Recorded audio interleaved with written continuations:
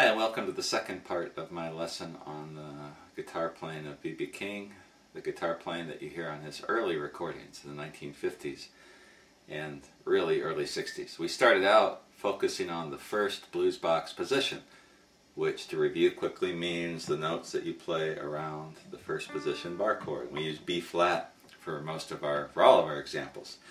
Now we're going to move to the second blues box position. And this is where you hear a lot of the signature licks from the early years of B.B. King's playing.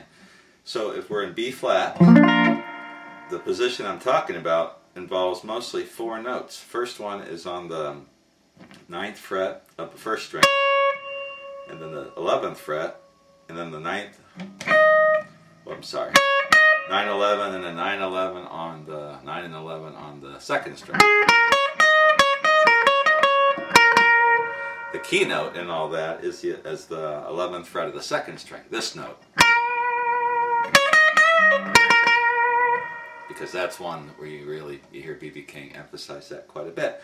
So if I'm playing in B flat, I'm just moving here. And an easy way to remember that is your A-shaped double stop, like that. Those notes right there. Now sometimes you can throw in the 10th fret of the 3rd string, so you can add a 5th note, but really you're just going to play mostly in that little area. That's what we call the second blues box for soloing.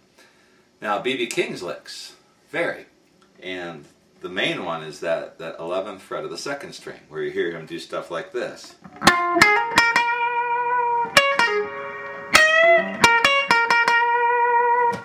And again, when he plays that note, he'll use the vibrato that we talked about in the first lesson.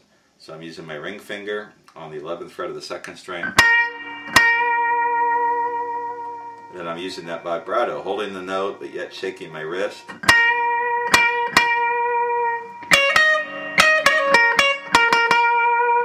Using a lot of the other techniques on those notes. The hammer-on pull-off, the bands.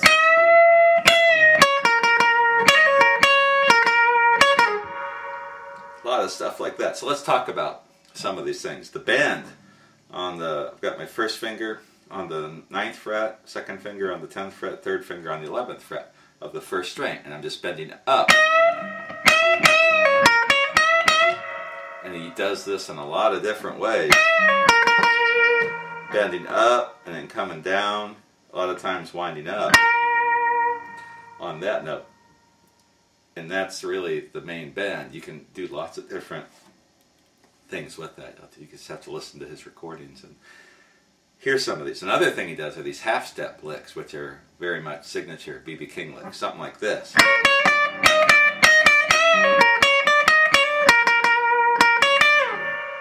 And what I'm doing there is I'm got my first finger on the 9th fret of the first string, and then my second finger on the 10th fret, and then with my ring finger I'm going on, coming off,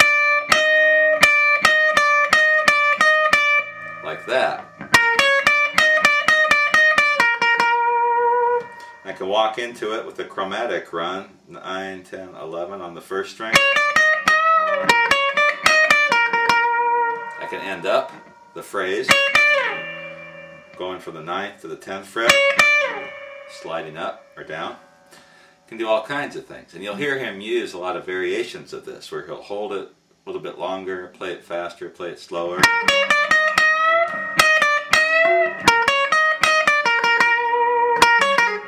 That's one you hear a lot, where he goes from the 11th fret of the second string to the 9th fret of the first string, and this pull off from the 11th to the 9th fret of the second string. A lot of times he'll use that to conclude a phrase. You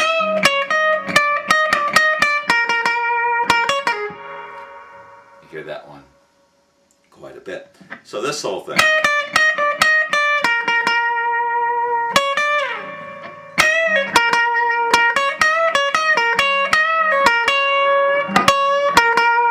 Sometimes he'll do that where he bends just with one finger bending the 10th fret or the 9th fret of the first string. Like that. Once, twice. All kinds of things. So the position is just real simple. There's 4 notes.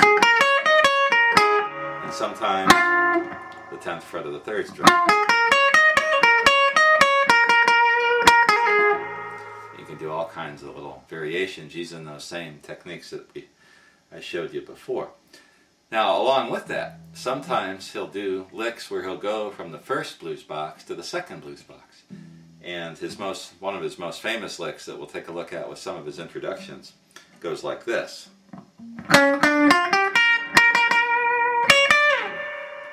And we're going from the first blues box and ending up in the second. So the whole lick,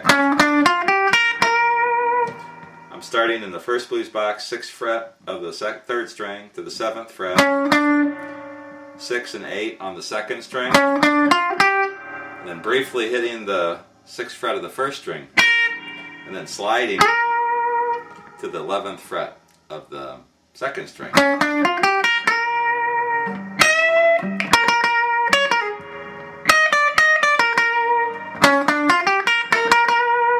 That's very much a signature B.B. King lick, both in his early style and also a little bit later.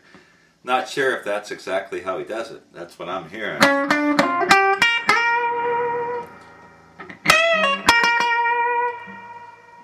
He could also do this. I hear some guys play it like that, where they skip the 1st string, 6th fret, and just slide directly from the 8th fret to the 11th. Freddie King played it that way sometimes. But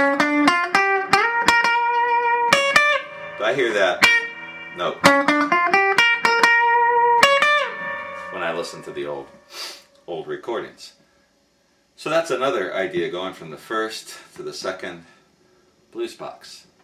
So there you have some more ideas from the early playing of B.B. King. Now, something else that I'll throw in here in this lesson is when he goes way up the neck, he goes to these high notes. And if we're playing in B flat, we can go all the way up here to the 13th, to the 17th fret, 16th fret. That's in B flat. And we can do this chromatic walk back to the second blues box. So if I'm going here, 13th fret of the 1st string to the 16th, then I'm going to do this chromatic run from the 13th, 12th, 11th frets of the 1st string, and then that lick, which we've already learned. So the whole thing.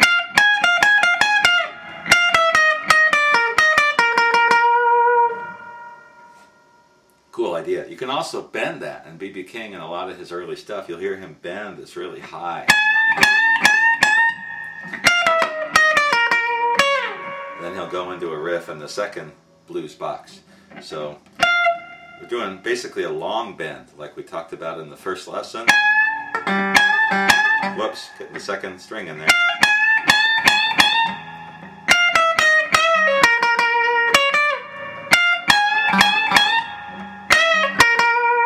Lots of variations you can do with that high note.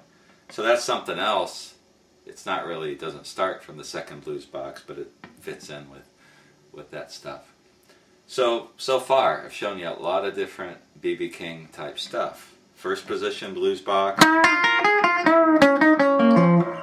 a few tricks like slides and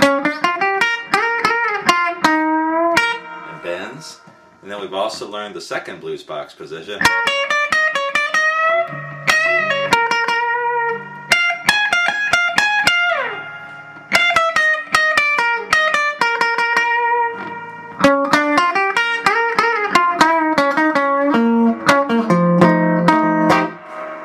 Some more here, but those are really the building blocks of his early style. Now in the final lesson, I'm just going to show you some various ideas and kind of some random things that I picked up from B.B.'s playing, listening to his recordings so much over the years. We'll work on some some intros, some end tags, all kinds of stuff, plus some other licks that I forgot to show you earlier. Hope you enjoyed this lesson. I'll be back with the last one shortly.